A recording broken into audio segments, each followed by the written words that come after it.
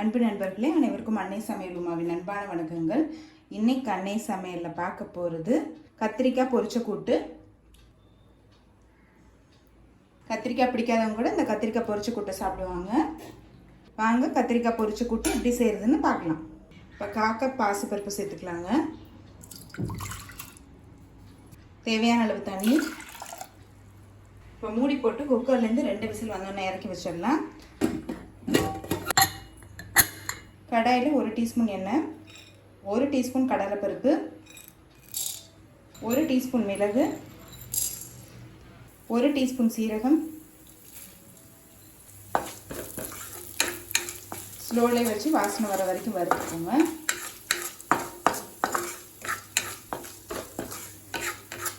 பொரிச்ச கூட்டோட ஸ்பெஷலு இதை அரைச்சி போடுறது தாங்க. அடுத்தது 3 காஞ்ச மிளகாய்,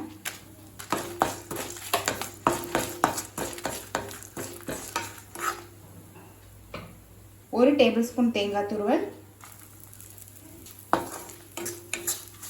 இப்போ இது கொஞ்சம் நேரம் ஆறின பிறகு தேவையான அளவு தண்ணி சேர்த்து மிக்சியில் நைஸாக அரைச்சிக்கலாங்க. கடாயில் தேவையான அளவு எண்ணெய், 1 வெங்காயத்தை சேர்த்துக்கலாம்.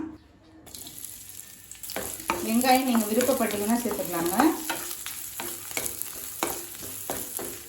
அடுத்தது 1/4 கிலோ கத்திரிக்காய் சேர்த்துக்கலாங்க.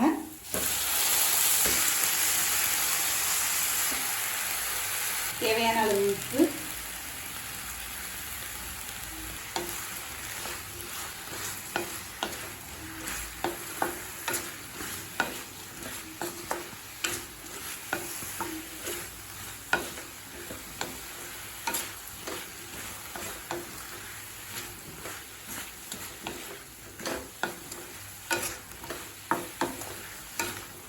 தேவையான அளவு தண்ணி சேர்த்துக்கலாம்.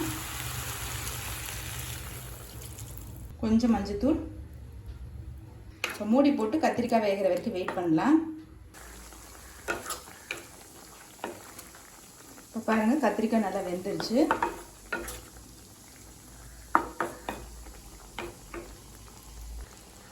இப்போ வேக வச்ச பாசிப்பருப்பு அதில் சேர்த்துக்கலாம். அடுத்து அரைச்சி வச்சுருக்க மசாலா இது கூட சேர்த்துக்கலாங்க. கொஞ்சமாக தண்ணி சேர்த்துக்கலாம். எல்லாத்தையும் நல்லா மிக்ஸ் பண்ணிக்கலாங்க.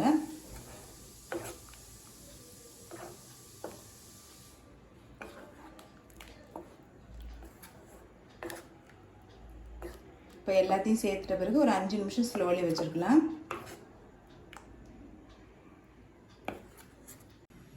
இப்போ அடுத்தது கூட்டை தாளிச்சிக்கலாங்க.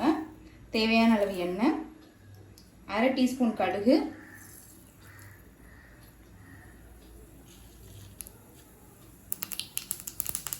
1/2 டீஸ்பூன் உளுந்து,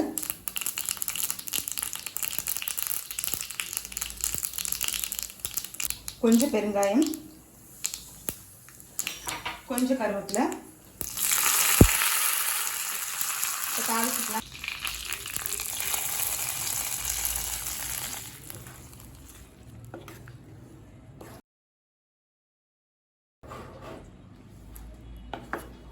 நல்லா மிக்ஸ் பண்ணிக்கலாங்க. இப்போ கத்திரிக்காய் பொரிச்ச கூட்டு ரெடி ஆகிடுச்சு. சர்வ் பண்ணிடலாம். இப்போ சுவையான கத்திரிக்காய் பொரிச்ச கூட்டு ரெடி ஆகிடுச்சு. ரெசிபியை ட்ரை பண்ணி பாருங்கள், கண்டிப்பாக உங்களுக்கு பிடிக்கும். ரெசிபி பிடிச்சிருந்ததுன்னா வீடியோவை லைக் பண்ணுங்கள், கமெண்ட் பண்ணுங்கள், ஷேர் பண்ணுங்கள். இது வரைக்கும் அன்னை சமையல் சேனலை சப்ஸ்கிரைப் பண்ணலன்னா சப்ஸ்கிரைப் பண்ணுங்கள். தேங்க்யூ.